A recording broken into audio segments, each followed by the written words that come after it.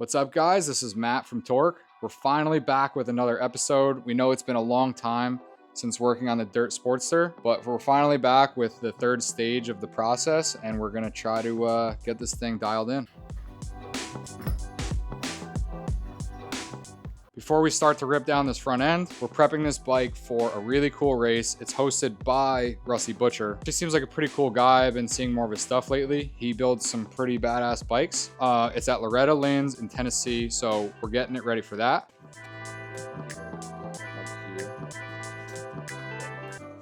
So in this episode, there's going to be a ton to unload, but we'll start with the most important parts. When you do these Harley Enduro Dirtsters, a lot of people will put the CRF450 front end on to make it like a true dirt bike feel. So here we have from Race Tech, these are Honda CRF450 forks. They built out the internals to match the weight for a Harley. So thanks to them for doing that. Also, they sent us rear shocks, which is awesome. These are 16-inch rear shocks, which is super tall, but it's going to make this thing have a ton of clearance and be able to jump it, race it, go around heavy berms.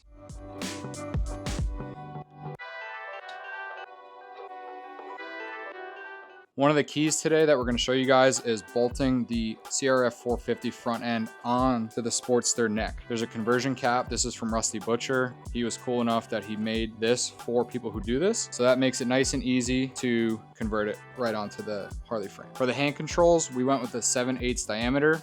Feels more like that dirt bike feel. So we got the 7/8 throttle tube, 7/8 clutch perch, 7/8 clamps, risers, and then these are the hand guards.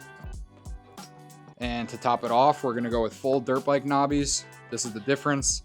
These are more of like a dual sport tire. This is a full off-road dirt knobby tire with the spoked wheels as opposed to the mags. So this is also an important component, is you do need a CRF450 front wheel with the hub. We went through a little bit of trouble getting this. This was on eBay, but if you do get a wheel, also make sure you get the axle to go with it. So when you do put the CRF450 forks on, this will go through and it'll go through there and everything matches up perfectly.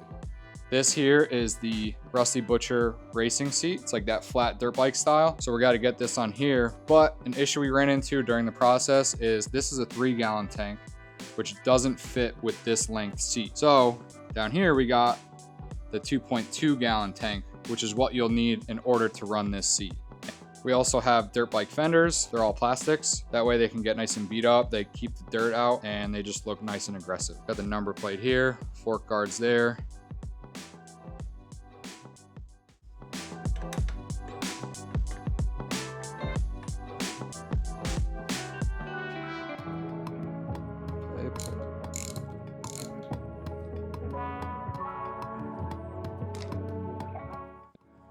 When you're tearing it down, the first thing you want to do is undo the triple tree clamps so that the tubes can drop.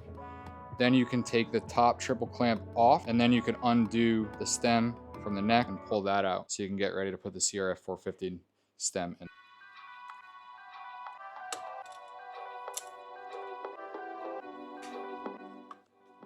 Well, while trying to undo this top so we can pull this top off, that just decided to fall right out. All right, so this part is super important. I learned this from Rusty Butcher, so shout out to him. So this is your dirt bike stem and the bottom triple. It comes with this here, that stays on the bottom. This one, it's up there. So you take that off. When you have it, it'll be together like this. You take it off, slide this in here. That will fit perfectly on the bottom. And then you put this one over the top and then it fits in there. Then this spacing cap, that covers, and you could probably hear it. It's snapped in nice and perfect. And then usually the next is this. And then Rusty Butcher also said there's another spacer that goes on top. But instead of using this plus a spacer, there's this, which is a 2-in-1. See the spacing? Then that replaces that. So that goes on just like that. And it looks really clean. Maybe we'll see if we could become a dealer of these products from Rusty Butcher, because this is actually a genius idea. I commend him for creating this product. So yeah, bottom tree's on. Now the top tree.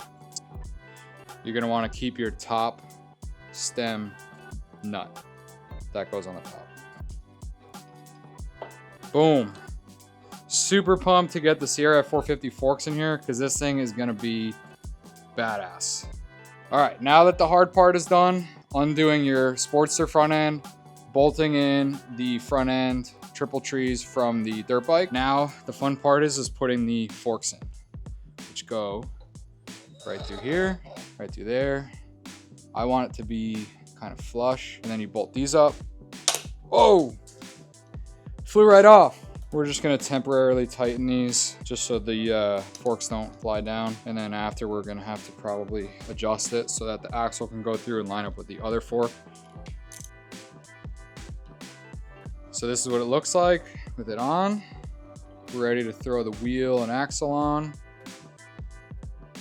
All right, so it took a lot of experimenting, but we got the front wheel on. It was very complicated figuring out which side gets the spacer and which side gets the dust cap. You don't need two dust caps. You don't need two of them because it creates too much spacing and it'll either drive the wheel too much to the right or too much to the left. So now it's on and it's good. We got to get the front brake assembly. We'll do that later. Another issue that we ran into here is on your Harley, you're going to have a fork lock from your previous triple trees. So you're going to have to chop that off because otherwise your current triple from the dirt bike hits it too early. So that's all fine tuning stuff. But the main thing is we got this on. That was the big job. It's looking pretty badass. All right, next thing, putting on the 7/8 risers. Keep the old bottom bushings so you can insert them back into the fitment under the triple.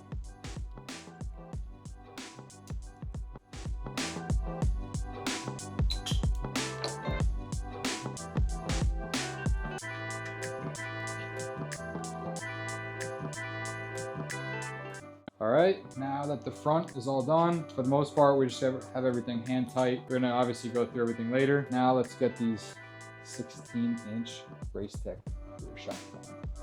These are gonna be awesome.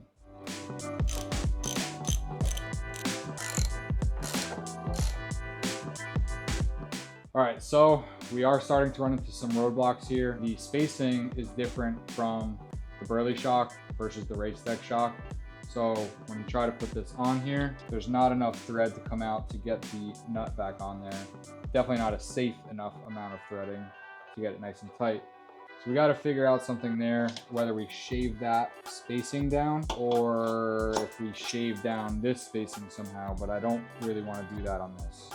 So it's looking like we're gonna have to shave that down. So that's gonna have to be for the next video. So what you're gonna see on the next episode is we're gonna get the slim down oil tank, and then inside is a battery box. We're also gonna get the plastic fenders on here, that way. The racing seat, we're gonna swap out the tank. We'll do the front fender up here.